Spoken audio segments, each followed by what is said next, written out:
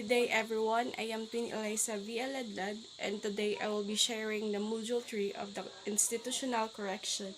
So first, here is my topic outline. First is the study on institutional agencies in Philippines, where it is first is the Code of Calanchao, next is the Bilibid Prison, San Ramon Penal Farm, Iwahig Penal Colony, Correctional Institute for Women, New Bilibid Prison, Davao Penal Colony, Sablayan Penal Farm, and Leyte Regional Prison, Provincial Jail System, and the Public Attorney's Office.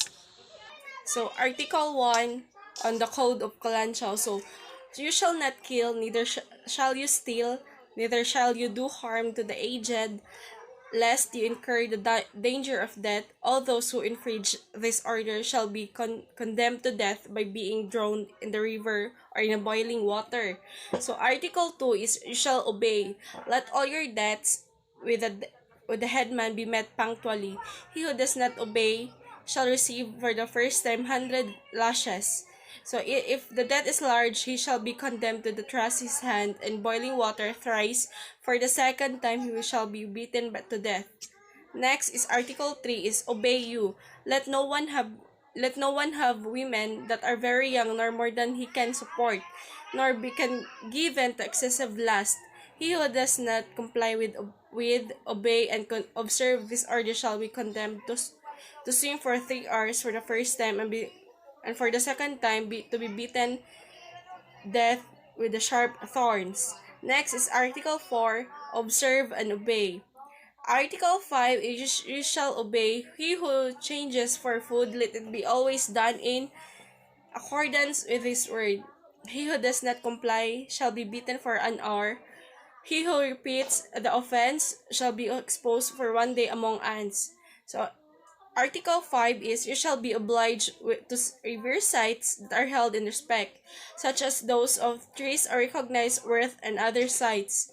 He who fails to comply shall pay with 1 month's work in gold or in honey.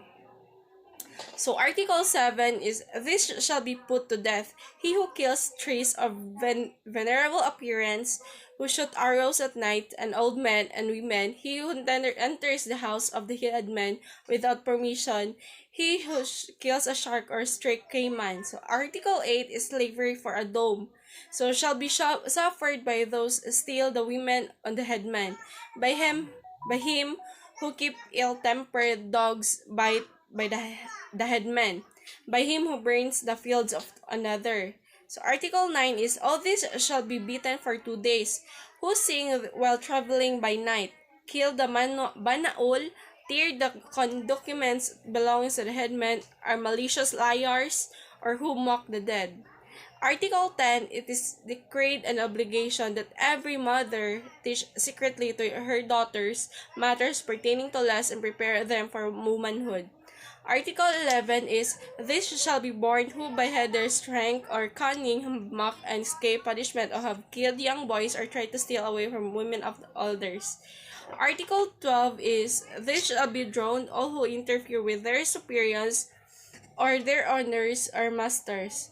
Article 13 is, all this shall be exposed to ants for a half a day who kill black cats during a new moon or steal anything for the chiefs of agorangs, however small objects may be. Article 14 is, this shall be made slave for life, who have beautiful daughters and deny them to the sons of chiefs and with bad faith to hide them away. Article 15 is concerning beliefs and superstitions. These shall be beaten who eat the deceased flesh of beasts, which they hold on in respect with the herb which they consider good wood, or kill the young of the manaol or the white monkey. So Article 16 is, these fingers shall be cut off of all those who break idols or wood and clay in their alangans and temples, of those who destroy the daggers of the Tagalons or break the grinkering jars of the latter. Article 17 is this shall be killed who profane sites where idols are kept and sites where are buried the sacred things of their diwatas and headmen. Article 18 is those who do not cause these rules to be obeyed, if they are headmen, they shall be put to death by being stoned and crushed. So next is the next topic will be the Bilibid Prison. So, the new Bilibid Prison in Muntinlupa, Metro Manila is the main insular penitentiary designed to house the prison population of the Philippines. So, it is maintained by the Bureau of Corrections or the Bucor under the Department of Justice as of May 2018. The NBP housed 26,877 convicted criminals. So, in 1940, prisoners were transferred to the NBP from the old Bilibid prison, also known as Carril y Presidio Correctional, so in Spanish, for correctional jail and military prisons in Manila. So the remnants of the old facility was used of the city of the Manila as its detention center, known today as Manila City Jail. Next is the San Ramon prison and penal form. So according to the historical accounts, the San Ramon prison was established in southern Zamboanga on August 21, 1870 through a royal decree promulgated in 1869, established during the tenure of Governor General Ramon Blanco, whose patron saint the prison was named after. The facility was originally established for persons convicted of political crimes. So it is considered the oldest penal facility in the country. So prisoners in San Ramon were required to do agricultural work. Next is the Iwahig Penal Colony. So this facility was established during the American occupation. So it was, however, during the Spanish regime that Puerto Princesa was designated as a place where offenders sentenced to banishment were exiled. A specific area of Puerto Princesa was selected as the site of correctional facility. So this facility was established during the American occupation. The American military carved out a prison facility in the rainforest of Puerto Princesa. So the institution had for its first superintendent Lieutenant George Wolf, a member of U.S. Expeditionary Force, who later became the first prisons director. Next is the Correctional Institution for Women.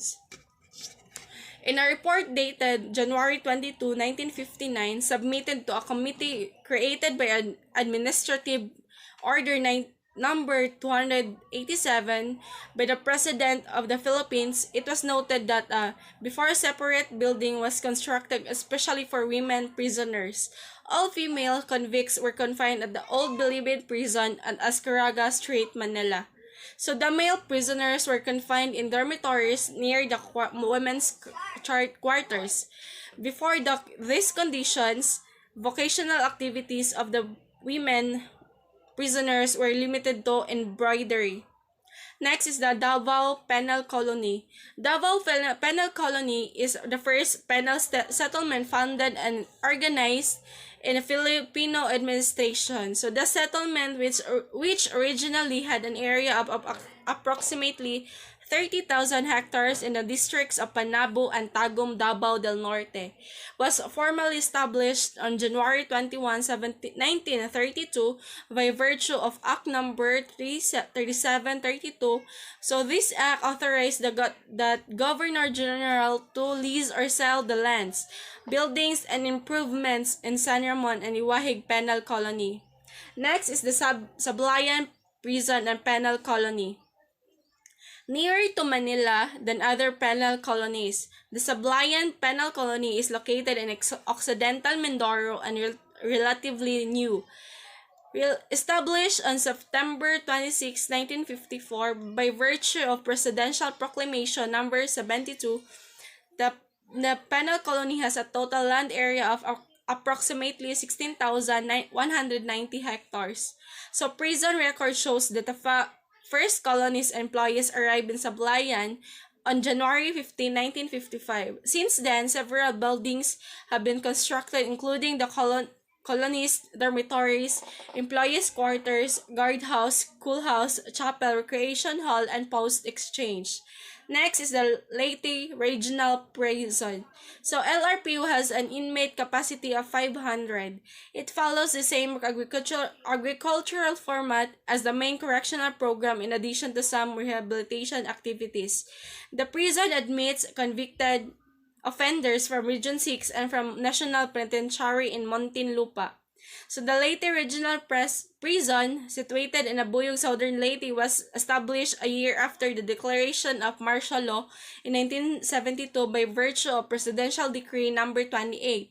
While its plantilla and institutional plan were almost ideal, lack of funds made the prison unable to realize its full potential. Its facilities are often below par compared with those other of established penal farms.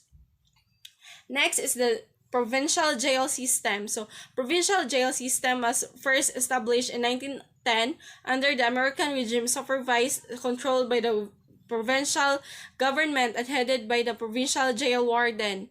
So, Vision, an institution managed by God-centered professionals and trained personnel to serve as a principal catalyst for rehabilitation or restoration that leads to reformation of the social, physical, and spiritual aspects of persons being detained to develop a law-abiding citizens and eventual reintegration into the mainstream of society. The mission is the office of the provincial warden shall promote safe and total detainment and the rehabilitation restoration of detainees under its custody. Next is the Public Attorney's Office. It's attached an agency on the Department of Justice which provides indigent litigants free legal assistance. So the PAO shall be independent and autonomous office but attached to the Department of Education in accordance to the Section 38 Chapter 7 of the Book 4 of this Code of Purposes of Policy and Program Coordination. So the PAO shall be principal law of office of the government is extending free legal assistance to indigent persons in criminal, civil, labor, administrative, and other quasi-judicial cases. The powers and functions of PAO shall then independently discharge its mandate to render free of charge legal representation, assistance, and counseling to indigent persons in criminal, civil, labor, administrative, and other quasi-judicial cases. So next is the chapter quiz. Number 1 question is, what can you say about the Code of Kalanchaw and give your reflection? So my answer is this way. I could say that the Code of Kalanchaw is very important to our daily existence as we move forwards towards everything in life. Number 2 is, what are the 7 penal constitution corrections built in the Philippines under Bucor? First is the New Bilibid Prison, Correctional Institution for Women, Iwahig, Davao, San Ramon and Sablayan prisons and penal farms, and the Leyte Regional Prisons. So, number 3, what are the functions of public attorneys in the Philippines? So, how this created and vision of this office. The PAO shall be independent and autonomous office but attached to the Department of Justice. So 4, how is a prisoner avail public attorney's office services? So under the RA 9406, the PAO shall independently discharge its mandate to render free of charge legal representation, assistance, and counseling to indigent person in criminal, civil, labor, administrative, and other quasi-judicial cases. Number 5 is, what will be the happen if the prisoner shows up to PAO office without lawyer? So, the PAO shall give a